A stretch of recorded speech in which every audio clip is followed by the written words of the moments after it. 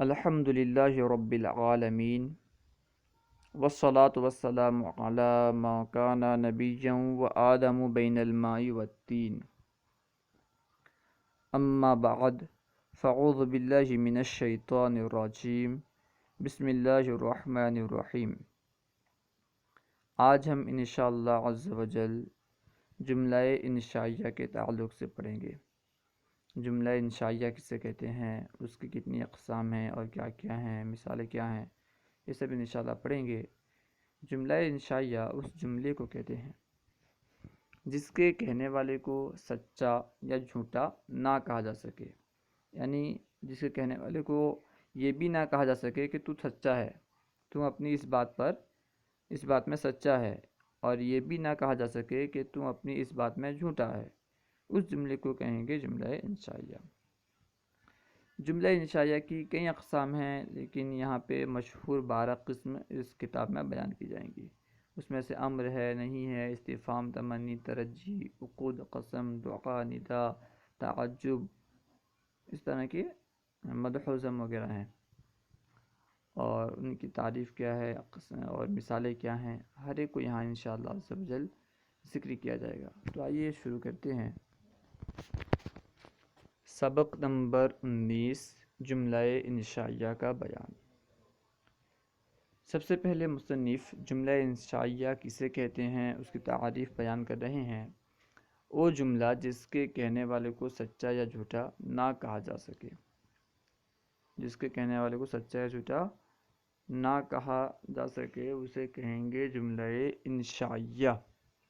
جیسے مثال دیکھیں، زین اخلاق کا، اپنے اخلاق سنوارو۔ دیکھیں یہ مثال ہے، اس میں کہا جا رہا ہے کہ اپنے اخلاق سنوارو، یعنی مخاطب سے اس کے اخلاق کے سنوارنے کے بارے میں کہا جا رہا ہے، اس کے اخلاق کے سنوارنے کو طلب کیا جا رہا ہے۔ اور اس کے کہنے والے کو ہم یہ بھی نہیں کہہ سکتے کہ تم اپنی اس بات میں سچے ہو، اور اس کے کہنے والے کو ہم یہ بھی نہیں کہہ سکتے کہ تم اپنی بات میں جھوٹے ہو، کیونکہ وہ تو حکم دے رہا ہے کہ تم اپنے اخلاق کو سنوارو۔ وہ اخلاق کے سنوارنے کا حکم دے رہا ہے، تو اس کو یہ کیسے کہا جا سکتا ہے کہ تو سچا ہے، تو جھوٹا ہے؟ ظاہر سی بات ہے، نہیں کہا جا سکتا، تو اسے کہیں گے جملہ انشائیہ۔ جملہ انشائیہ جس کے کہنے والے کو سچا یا جھوٹا نہ کہا جا سکتا ہو۔ دوسری مثال دیے ہیں، لا تغضب علی احد۔ لا تغضب مطلب تو غصہ مت کر، علی احد کسی پر بھی، کسی پر غصہ مت کرو۔ دیکھیں یہاں پہ غصہ نہ کرنے کے بارے میں کہا جا رہا ہے، یعنی غصہ کرنے سے روکا جا رہا ہے، غصہ کرنے سے منع کیا جا رہا ہے، تو اس کے کہنے والے کو بھی سچا جھوٹا نہیں کہہ سکتے، کیونکہ بھائی وہ تو منع کر رہا ہے نا کہ غصہ مت کرو، تو ہم کیسے کہیں گے کہ تو سچا ہے اس بات میں، تو جھوٹا ہے؟ تو خبر دیتا پھر ہم کہتے کہ ہاں بھائی تو سچا ہے تو جھوٹا ہے۔ وہ تو منع کر رہا ہے کہ ایسا مت کرو، یعنی کسی پر غصہ مت کرو۔ غصہ مت کرو سے مطلب یعنی غصے آنے کے بعد جو اثرات مرتب ہوتے ہیں عام طور پر، اسے مت کرو، کیونکہ غصہ تو بے اختیار ہوتا ہے، ہر ایک کو آتا ہے یہ غصہ، لیکن غصہ آنے کے بعد جب آدمی شریعت کے خلاف جو کام کرتا ہے، شریعت کے خلاف جس کام کا ارتکاب کرتا ہے، وہ کام نہ کر، اس سے مراد یہی۔ عام طور پر جو کہا جاتا ہے کہ غصہ حرام ہے، غصہ نہیں کرنا چاہیے، اس سے مراد یہی ہوتا ہے، یعنی نفس غصہ حرام نہیں ہے، بلکہ غصے کی حالت میں بندہ جو ناجائز اور غیر شرعی کام کرتا ہے اس سے روکا جا رہا ہے، یعنی تو اسے مت کر، اور اسے غصے کا نام دے دیا جاتا ہے، کیونکہ غصہ سبب ہوا اس کام کا، تو سبب کو مسبب کے قائم مقام کر دیا جاتا ہے۔ خیر، اب یہاں سے جملہ انشائیہ کی اقسام بیان کر رہے ہیں، تعریف بیان کیے، اب جملہ انشائیہ کی اقسام بیان کریں گے کہ جملہ انشائیہ کی کتنی اقسام ہیں اور کیا کیا ہیں۔ یاد رہے کہ جملہ انشائیہ کی 12 اقسام ہیں، وہی بیان کر رہے ہیں۔ جملہ انشائیہ کی مشہور 12 اقسام ہیں۔ نمبر 1 امر، نمبر 2 نہیں، نمبر 3 استفہام، نمبر 4 تمنی، نمبر 5 ترجی، نمبر 6 عقود، نمبر 7 عرض، نمبر 8 ندا، نمبر 9 قسم، نمبر 10 تعجب، نمبر 11 دعا، نمبر 12 مدح و ذم۔ اب ان میں سے ہر ایک کی تعریف بیان کریں گے اور انشاءاللہ مثال بھی بیان کریں گے۔ تو امر کسے کہتے ہیں؟ جملہ انشائیہ کی سب سے پہلی قسم امر ہے، تو سب سے پہلے امر ہی کو بیان کر رہے ہیں۔ امر کسے کہتے ہیں، امر کی تعریف کیا ہے، مصنف لگے ہاتھ اسے بھی بیان کر رہے ہیں، امر کی تعریف۔ وہ جملہ انشائیہ جس کے ذریعے مخاطب سے کوئی کام طلب کیا جائے، یعنی جس جملے کے ذریعے سے سامنے والے سے، مخاطب سے، جس سے ہم خطاب کر رہے ہیں، اس سے کوئی کام طلب کیا جائے، کسی کام کو کہا جائے، چاہا جائے کہ تم یہ کام کر، کوئی کام مخاطب سے طلب کیا جائے جس جملے کے ذریعے سے، اسے کہیں گے امر۔ جیسے اشرب اللبن، تو دودھ پی۔ دیکھیں اس مثال میں مخاطب سے، یعنی جس سے ہم کہہ رہے ہیں، جس سے ہم خطاب کر رہے ہیں، ہم اس سے دودھ کے پینے کو طلب کر رہے ہیں۔ دودھ کے پینے کا جو فعل ہے، دودھ کے پینے کا جو کام ہے، اس کام کو ہم اسے طلب کر رہے ہیں، تو یہ ہوا امر۔ اور کیونکہ اس کے کہنے والے کو سچا جھوٹا نہیں کہہ سکتے، تو یہ جملہ انشائیہ ہے۔ نمبر 2، نہیں کی تعریف کر رہے ہیں۔ نہیں کسے کہتے ہیں؟ دوسری قسم ہے جملہ انشائیہ کی، وہ جملہ انشائیہ جس کے ذریعے کسی کام سے روکا جائے، جس جملے کے ذریعے سے مخاطب کو کسی کام سے روکا جائے، اسے کہیں گے فعل نہیں یا نہیں۔ مثال دیکھیں، جیسے لا تنظر الافلام، لا تنظر مطلب آپ نہ دیکھو، افلام مطلب فلمیں، لا تنظر الافلام فلمیں نہ دیکھ۔ تو یہاں دیکھیں مخاطب کو فلم دیکھنے سے روکا جا رہا ہے، یعنی اسے منع کیا جا رہا ہے، اسے روکا جا رہا ہے کہ تو فلم مت دیکھ، یعنی فلم دیکھنے سے روکا جا رہا ہے اس سے کہ تو فلم نہ دیکھ، تو اس لیے اسے کیا کہیں گے؟ نہیں۔ تیسری قسم ہے جملہ انشائیہ کی استفہام۔ استفہام کسے کہتے ہیں؟ تعریف بیان کر رہے ہیں،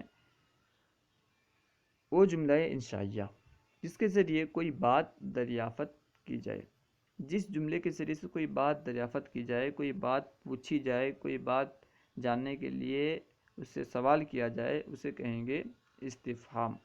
جیسے مثال دیکھیں، اَرَضِیَ زَیْدٌ بِأَن یذهب إِلَى الاجتماع، کیا زید اجتماع میں جانے پر راضی ہو گیا؟ اب یہاں دیکھیں اس مثال میں زید کے بارے میں دریافت کیا جا رہا ہے، کیا زید راضی ہو گیا ہے یا راضی نہیں ہوا ہے، یعنی زید کی رضا یا عدم رضا کے بارے میں سوال کیا جا رہا ہے۔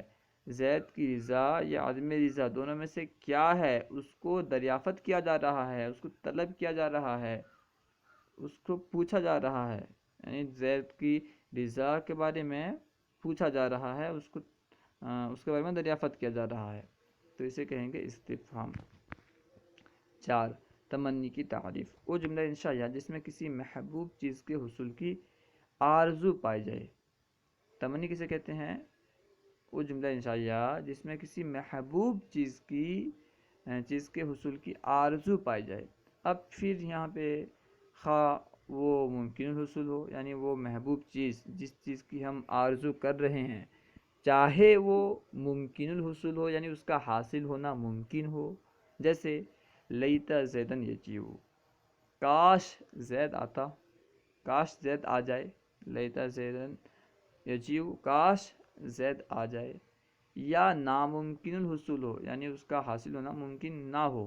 جیسے کوئی بوڑھا شخص کہے لیت الشباب یعود، کاش جوانی لوٹ آئے۔ دیکھیں یہاں پہ تمنی کی جو تعریف ہوئی، جو ہم پڑھے، اس کا حاصل یہ ہے کہ تمنی میں جو آرزو کی جاتی ہے، یہ پسندیدہ چیز کی، جسے ہم پسند کرتے ہیں، اس کی آرزو کرتے ہیں۔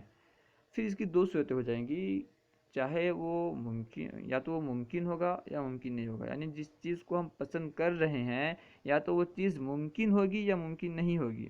ممکن ہوگی تو اس کی مثال دیے، جیسے لیت زیدن یجیء، ہم اس بات کو پسند کرتے ہیں کہ زید ہمارے پاس آ جائے، ہم اس کی آرزو کرتے ہیں، تو اور اس کا آنا ممکن بھی ہے۔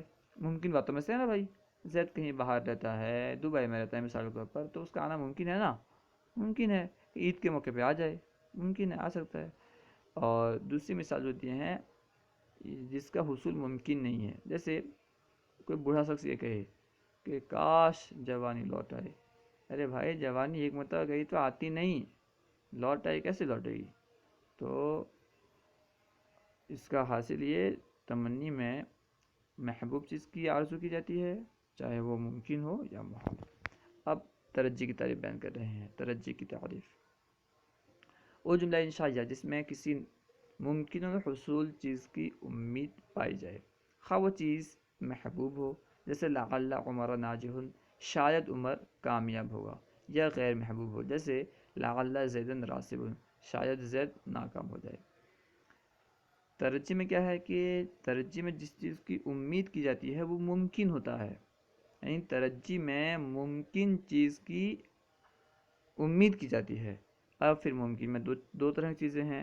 بہت ساری ممکنات ایسے ہیں جنہیں ہم پسند کرتے ہیں، جیسے زید کا آنا، یا جیسے کوئی مٹھائی کھانا کو پسند کرتا ہے۔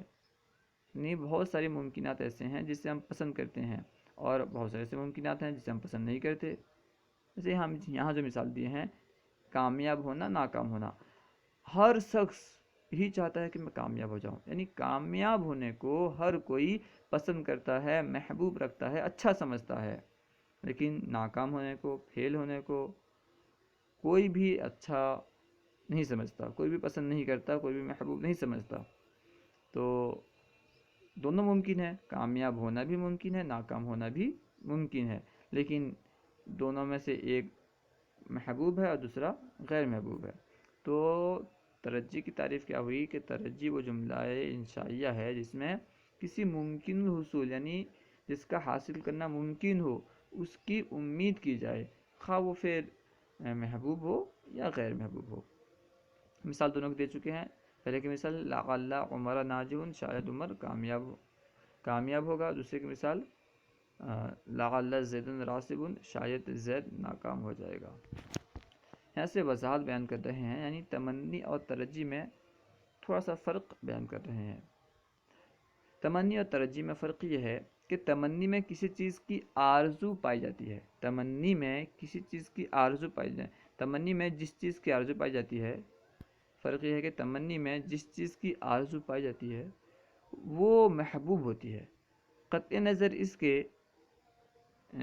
اس سے کہ وہ ممکن ہو یا محال۔ یعنی تمنی میں کیا ہوتا ہے، جس چیز کی آرزو کی جاتی ہے، تمنی میں جس چیز کی آرزو پائی جاتی ہے وہ محبوب ہوتی ہے، اس سے قطع نظر کرتے ہوئے کہ وہ ممکن ہو یا محال۔ یعنی ممکن بھی ہو سکتا ہے اور محال بھی ہو سکتا ہے، لیکن وہ چیز جو ہے محبوب ہونی چاہیے۔ یعنی تمنی میں محبوب ہونا ضروری ہے، ممکن ہو یا محال ہو اس سے کوئی فرق نہیں پڑتا۔ اور ترجی میں کیا ہے، ترجی میں جس چیز کی امید پائی جاتی ہے وہ ممکن ہوتی ہے، قطع نظر اس سے کہ وہ محبوب ہو یا مکروہ۔ یعنی ترجی میں کسی ممکن چیز کی امید کی جاتی ہے، چاہے وہ محبوب ہو، پسندیدہ ہو یا ناپسندیدہ، بس یہی فرق ہے۔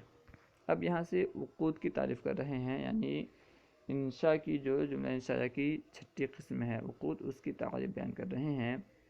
وہ جملہ انشائیہ جس کے ذریعے کوئی عقد منعقد کیا جائے، جس جملے کے ذریعے سے کوئی عقد منعقد کیا جائے، یعنی دو لوگوں کے درمیان کوئی معاملہ طے ہو، تو اسے کہیں گے عقود۔ مثال دیکھیں، جیسے بیعت کا معنی میں نے بیچا۔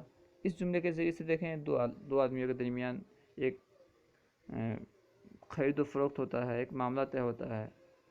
بیعت میں نے بیچا، اشتریت میں نے خریدا، نکحت کی میں نے اس سے نکاح کیا، حررت غلامی میں نے اپنے غلام کو آزاد کیا۔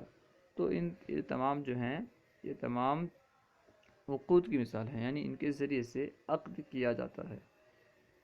بیعت میں بیچنے کے بارے میں ہے، اشتریت میں خریدنے کے بارے میں، نکحت کی میں نکاح کے بارے میں ہے، یعنی ان تمام میں دو لوگوں کے درمیان کوئی معاملہ طے ہوتا ہے، کوئی معاملہ کیا جاتا ہے، تو اسے کہتے ہیں عقد۔ اور کیونکہ جس جملے کے ذریعے سے ان کو کیا جاتا ہے اس کو کہیں گے عقود۔ اب یہاں دیکھیں، جملہ انشائیہ کی جو 7ویں قسم ہے عرض، اس کی تعریف بیان کرنے لگے ہیں۔ عرض کی تعریف: وہ جملہ انشائیہ جس کے ذریعے کسی کام پر نرمی سے ابھارا جائے، جس جملے کے ذریعے سے کسی کام پر نرمی کے ساتھ ابھارا جائے۔ دیکھیں، ابھارنا کبھی جوش کے ساتھ ہوتا ہے، ابھارنا کبھی غصے سے ہوتا ہے، ڈانٹ کر ہوتا ہے۔ تو جس کام پر نرمی سے ابھارا جائے اسے کہیں گے عرض۔ سختی سے ابھارا جائے تو اسے عرض نہیں کہیں گے۔ کوئی باپ ہے ڈانٹ کے بولے بیٹے کو نماز پڑھ، تو اسے عرض نہیں کہیں گے۔ بیٹا اگر باپ سے مؤدبانہ طور پر عاجزی کے ساتھ نماز کے فضائل بیان کرے کہ ابو جان نماز پڑھیں، یہ فائدہ ہے، وہ فائدہ ہے، آپ کو ایسا ہو جائے گا، ویسا ہو جائے گا، یعنی نرمی کے ساتھ نماز پر ابھارے، تو اسے کہیں گے عرض۔ دیکھیں، عرض کی تعریف وہ جملہ انشائیہ جس کے ذریعے کسی کام پر نرمی سے ابھارا جائے، جیسے الا تنزل بنا فتصیب خیرن، آپ ہمارے یہاں کیوں نہیں آتے، آپ ہمارے یہاں کیوں نہیں آتے تاکہ آپ بھلائی کو پہنچے۔ دیکھیں یہاں پہ اپنے یہاں آنے پر ابھارا جا رہا ہے، کیا کہا جا رہا ہے، آپ ہمارے یہاں کیوں نہیں آتے تاکہ آپ بھلائی کو پہنچیں، یعنی اگر کوئی یہاں آئے گا تو بھلائی کو پہنچے گا۔ ظاہر سی بات ہے جب یہ بول رہا ہے کہ آپ ہمارے یہاں کیوں نہیں آتے تاکہ آپ بھلائی کو پہنچیں، یعنی بھلائی اس کو یہاں آنے پر ابھار رہا ہے، کیونکہ بھلائی کو پانا تو ہر ایک چاہتا ہے، ہر ایک یہی چاہتا ہے کہ میں بھلائی کو پا لوں، بھلائی کو پہنچ جاؤں، تو اس کے لیے کہہ رہا ہے کہ آپ ہمارے یہاں کیوں نہیں آتے بھائی، آؤ نا، بھلائی کو پہنچ جاؤ گے۔ اس طرح اسے نرمی سے ابھار رہا ہے۔ توضیح، عرض میں متکلم مخاطب کو جس کام پر ابھار رہا ہوتا ہے اسے اس کے کرنے کی امید نہیں ہوتی، یعنی یہاں پہ وضاحت فرما رہے ہیں کہ عرض جب کرتا ہے، عرض میں متکلم مخاطب کو جس کام پر ابھار رہا ہوتا ہے اسے اس کے کرنے کی امید نہیں ہوتی، یعنی متکلم کو مخاطب کے اس کام کرنے پر امید نہیں ہوتی۔ جیسے آپ کے پاس کوئی مہمان آ کر بیٹھتا ہے، پھر جب وہ واپس جانے کے لیے کھڑا ہوتا ہے تو آپ اس سے کہتے ہیں کیا آپ چائے نہیں پئیں گے؟ اس موقع پر آپ کی یہ امید نہیں ہوتی کہ آپ کی بات مان لے گا، یعنی وہ جو مہمان ہے آپ کی بات مان لے گا، خاص طور پر جب آپ اس کے پہلے ہی خدمت کر چکے ہوں۔ یعنی یہاں بتا رہے ہیں عرض کے بارے میں ایک بہترین معلومات، ایک بہترین علم پیش کر رہے ہیں، بہترین وضاحت پیش کر رہے ہیں کہ عرض ہر ایک کو نہیں کہتے، یعنی عرض میں ہوتا یہ ہے کہ متکلم مخاطب سے اس کام کے صدور کی امید نہیں رکھتا، یعنی متکلم مخاطب سے کہتا تو ہے کہ آپ ایسا کریں، لیکن متکلم اس بات کی امید نہیں رکھتا کہ مخاطب اسے کر لے گا۔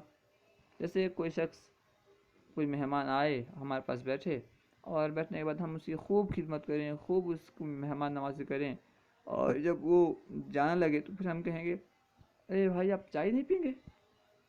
تو وہ نکل رہا ہے نا، تو ہمیں امید نہیں کہ اب چائے پیے گا، امید نہیں ہے تبھی نکل رہا ہے، تو امید ہماری نہیں ہے۔ تو یہی فرما رہے ہیں کہ عرض میں متکلم مخاطب کو جس کام پر ابھار رہا ہوتا ہے اس سے اس کے کرنے کی امید نہیں ہوتی۔ یہاں سے جو جملہ انشائیہ کی 7ویں قسم ہے ندا، اس کو بیان کر رہے ہیں۔ ندا کی تعریف، وہ جملہ انشائیہ جس میں بذریعہ حرف ندا مخاطب کی توجہ مطلوب ہو، یعنی جس جملہ انشائیہ میں حرف ندا کے ذریعے سے، حرف ندا ہیں 5 ہیں، یا وغیرہ ہیں، یا حیا وغیرہ 5 حروف ہیں، تو ان کے ذریعے سے جس کے توجہ کو طلب کیا جائے، جس کے توجہ کو طلب کیا جائے اسے کہیں گے ندا۔ وہی فرما رہے ہیں وہ جملہ انشائیہ جس میں بذریعہ حرف ندا مخاطب کی توجہ مطلوب ہو۔ حرف ندا کے ذریعے سے جس جملے میں مخاطب کی توجہ کو طلب کیا جائے، مخاطب کی توجہ کو چاہا جائے اسے کہیں گے ندا۔ جیسے مثال دیکھیں، یا زیدو، یہاں پہ حرف ندا یا کے ذریعے سے مخاطب یعنی زید کے توجہ کو طلب کیا جا رہا ہے۔ یا زیدو، اے زید، اے زید۔ دیکھیں یہاں پہ کیا ہو رہا ہے، زید سامنے کھڑا ہے، اسے کہا جا رہا ہے اے زید، یعنی اس کے توجہ کو طلب کیا جا رہا ہے۔ وہ متوجہ ہوگا تو پھر کوئی بات بولے گا اے زید، اے زید، جب متوجہ ہو جائے گا کہا جائے گا اسے چل نماز پڑھنا ہے، کچھ بھی کہا جائے گا اسے۔ تو یہاں پہ اس جملے میں کیا ہو رہا ہے کہ حرف ندا کے ذریعے سے حرف ندا استعمال کر کے زید کے توجہ کو طلب کیا جا رہا ہے، تو یہ ندا ہے۔ یہ 8ویں قسم تھی۔ اب یہاں سے 9ویں قسم بیان کر رہے ہیں۔ 9ویں قسم یعنی جملہ انشائیہ کی 9ویں قسم ہے وہ جملہ انشائیہ جو قسم پر مشتمل ہو۔ جو جملہ انشائیہ قسم پر مشتمل ہو اسے کہیں گے قسم۔ جیسے واللہ لأفہمن زیدن، واللہ لأفہمن زیدن، اللہ کی قسم میں ضرور زید کو سمجھاؤں گا۔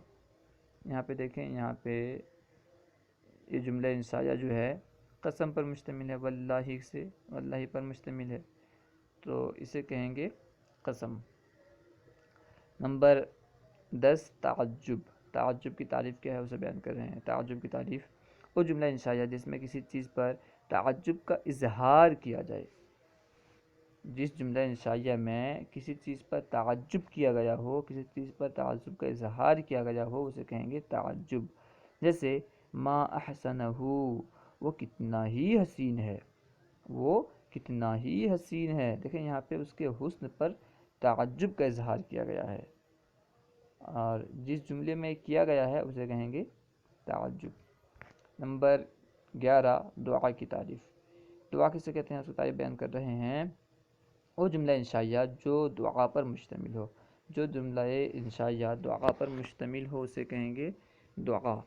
جیسے جزاک اللہ خیرہ، اللہ تعالیٰ آپ کو بدلہ عطا فرمائے، جزاک اللہ خیرہ، اللہ تعالیٰ آپ کو بہترین بدلہ عطا فرمائے۔ دیکھیں یہاں پہ یہ جملہ جو ہے دعا پر مشتمل ہے، یعنی سامنے والے کو دعا دی جا رہی ہے کہ اللہ تعالیٰ تمہیں بہترین بدلہ عطا کرے۔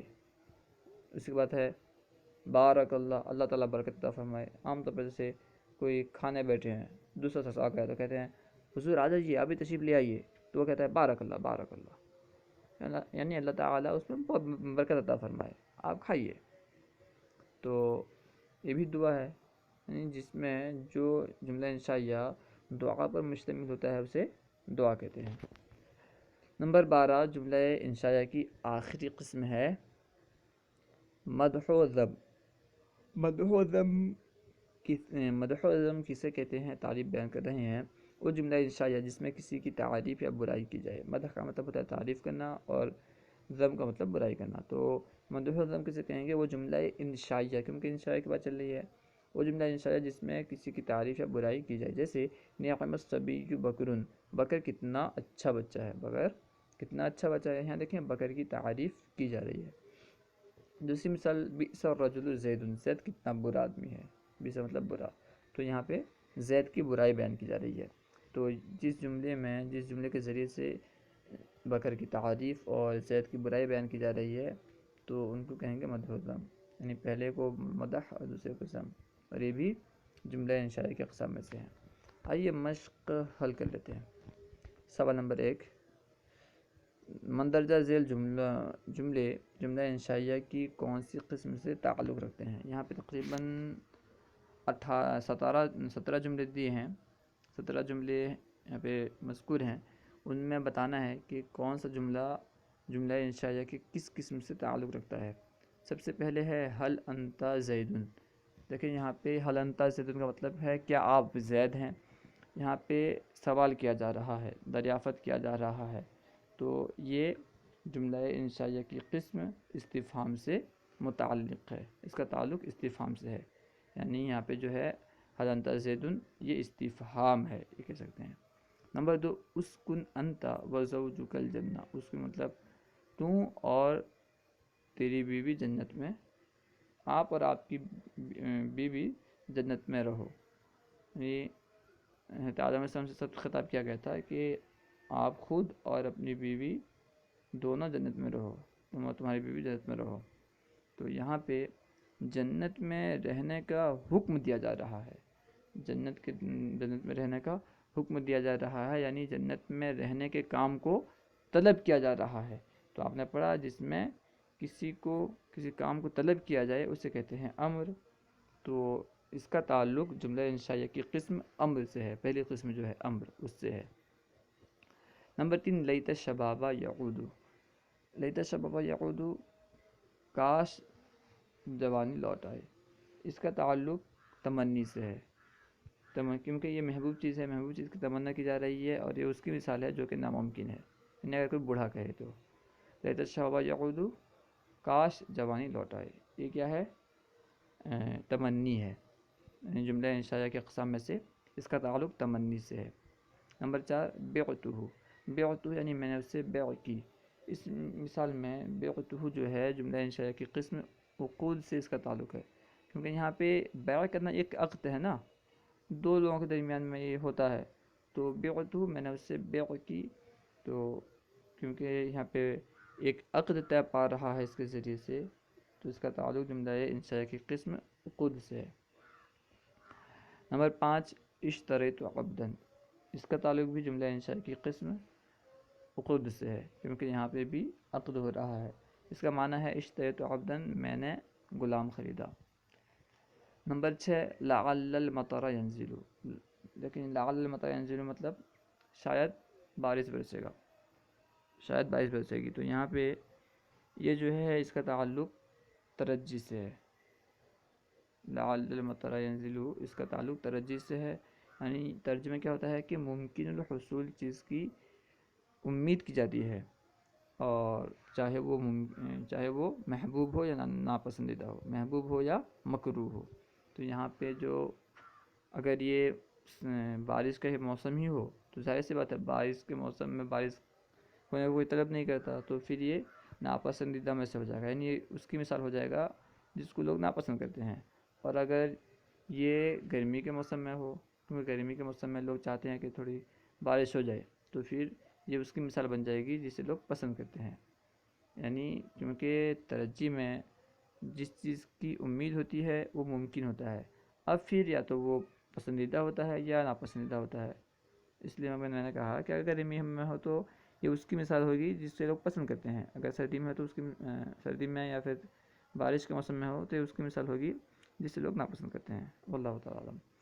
خیر، لعل المطر ینزل اس کا تعلق جملہ انشائیہ کی قسم ترجی سے ہے. بس ہمارا کام اتنا ہے، بتانا ہے کہ کس سے تعلق ہے بس. نمبر 7 زید قائم، کیا زید کھڑا ہے؟ زید قائم، کیا زید کھڑا ہے؟ یہاں پہ زید کے کھڑے ہونے کے بارے میں دریافت کیا جا رہا ہے، کھڑا ہے یا نہیں ہے. تو یہاں پہ سوال کیا جا رہا ہے، پوچھا جا رہا ہے، تو اس کا تعلق جملہ انشائیہ کی قسم استفہام سے ہے. نمبر 8 اضرب، اضرب کا معنی تو مار.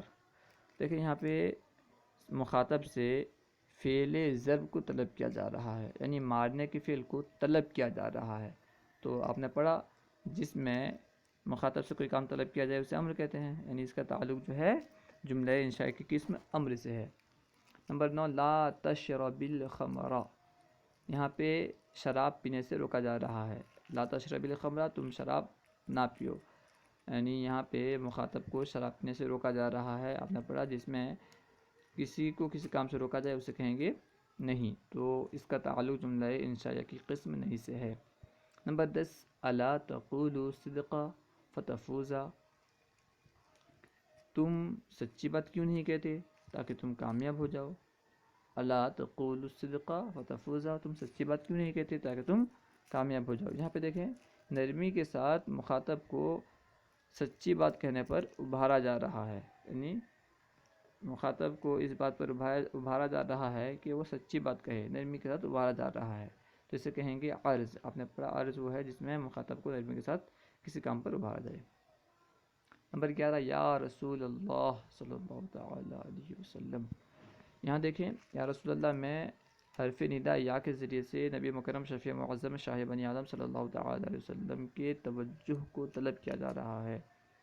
تو یہ ہوا اس کا تعلق جملہ انشائیہ کی قسم ندا سے ہے، کیونکہ یہاں پہ حرف ندا کے ذریعے سے نبی مکرم شفیع معظم شاہ بنی آدم صلی اللہ تعالی علیہ وسلم کے توجہ کو طلب کیا جا رہا ہے. اور آپ نے پڑھا جس میں حرف ندا کے ذریعے سے کسی کی توجہ کو مخاطب کے جس میں حرف ندا کے ذریعے سے مخاطب کی توجہ کو طلب کیا جائے اسے کہتے ہیں ندا. تو اس کا تعلق ندا سے ہے. نمبر 12 رضی اللہ تعالی عنہ، یہ اگرچہ ماضی ہے رضیہ، لیکن یہ جملہ انشائیہ ہے. کیوں؟ کیونکہ یہ دعا سے تعلق ہے، یعنی اللہ تعالیٰ ان سے راضی ہو. رضی اللہ تعالیٰ عنہ، اللہ تعالیٰ ان سے راضی ہو، اس کا تعلق جملہ انشائیہ کی قسم دعا سے ہے. نمبر 13 اللہم اجرنا من النار، اس کا تعلق بھی دعا سے ہے، یعنی اے اللہ تو ہمیں جہنم سے نجات دے، جہنم سے بچا، دوزخ سے بچا. تو یہاں پہ دیکھیں یہ دعا کیا جا رہا ہے، دعا کی جا رہی ہے، تو یہ بھی اس کا تعلق بھی جملہ انشائیہ کی قسم دعا سے ہے۔ نمبر 14 ما احسن کا ما اجمل کا، اس کا تعلق جملہ انشائیہ کی قسم تعجب سے ہے، یعنی آپ کتنے ہی حسین ہیں، آپ کتنے ہی خوبصورت ہیں، آپ کتنے ہی حسین ہیں، آپ کتنے ہی خوبصورت ہیں یا رسول اللہ صلی اللہ علیہ وسلم، یا نہیں ہے آپ کتنے ہی حسین ہیں اور آپ کتنے ہی خوبصورت ہیں۔ تو یہاں پہ دیکھیں حسن پر اور خوبصورتی پر تعجب کیا جا رہا ہے، تعجب کا اظہار کیا جا رہا ہے، تو اسے کیا کہیں گے؟ جس میں کسی چیز پر تعجب کا اظہار کیا جائے اسے تعجب کہتے ہیں۔ تو کیونکہ یہاں پہ حسن پر اور خوبصورتی پر تعجب کا اظہار کیا جا رہا ہے تو اس کا تعلق جملہ انشائیہ کی قسم تعجب سے ہوگا۔ نمبر 15 واللہ لزید قائمون، اس کا قسم خدا کی قسم زید ضرور کھڑا ہے، اس کا ترجمہ، اس کا تعلق جملہ انشائیہ کی قسم قسم سے ہے کیونکہ یہ قسم پر مشتمل ہے۔ نمبر 16 بئس المصیر، کیا ہی پلٹنے کی جگہ، بیسا کے ذریعے سے برائی بیان کی گئی ہے، تو اس کا تعلق جو جملہ انشائیہ کی آخری قسم ہے مدح و ذم اس سے ہے، یعنی بالخصوص یہاں پہ ذم بیان کی گئی ہے تو یہ اس کا تعلق ذم سے ہے۔ نمبر 17 نعمت البدعۃ ہذہ، حضرت عمر رضی اللہ تعالیٰ عنہ جب تراویح کی جماعت قائم کرنے کے بعد آپ فرماتے ہیں نعمت البدعۃ ہذہ، یہ کیا ہی اچھی بدعت ہے، یعنی بدعت کہتے ہیں وہ کام جو نبی پاک صلی اللہ علیہ وسلم کے ظاہری دور میں نہ رہا ہو۔ بدعت کی بہت ساری تعریفات ہیں، خیر یہاں ہمارا وہ مقصد نہیں ہے۔ تو حضرت عمر رضی اللہ تعالیٰ عنہ نے جب باقاعدہ جماعت کے ساتھ تراویح کو قائم کیا، اس کے بعد آپ نے کہا نعمت البدعۃ ہذہ، یہ کیا ہی اچھی بدعت ہے۔ اس سے معلوم ہوا کہ بدعت جو ہوتی ہے اچھی بھی ہوتی ہے اور بری بھی ہوتی ہے، اور مطلقاً یہ کہنا کہ ہر بدعت گمراہی ہے یہ بیوقوفی ہے، کیونکہ بہت ساری بدعتیں ہیں جو اچھائی ہیں، بلکہ بعض بدعتیں تو سیکھنا، بعض بدعتیں تو واجب ہیں، خیر وہ بحث نہیں ہے۔ تو اس کا تعلق نعمت البدعۃ ہذہ، اس کا تعلق بھی جملہ انشائیہ کی قسم آخری قسم مدح و ذم سے ہے، اس میں مدح یعنی تعریف بیان کی گئی ہے۔ صلو علی الحبیب صلی اللہ تعالی علی محمد، ہمارے یوٹیوب چینل فیضان درس نظامی کو ضرور سبسکرائب کریں۔ اگر کہیں آپ کو کوئی بات سمجھ میں نہ آئی ہو اور سوال کرنا چاہتے ہوں تو کمنٹ باکس میں سوال کریں، انشاءاللہ عز و جل آپ کو جواب مل جائے گا۔ اگر آپ کمنٹ باکس میں سوال نہیں کرنا چاہتے ہیں تو پھر انشاءاللہ ڈسکرپشن میں آپ کو ہمارے واٹس ایپ گروپ کا لنک مل جائے گا۔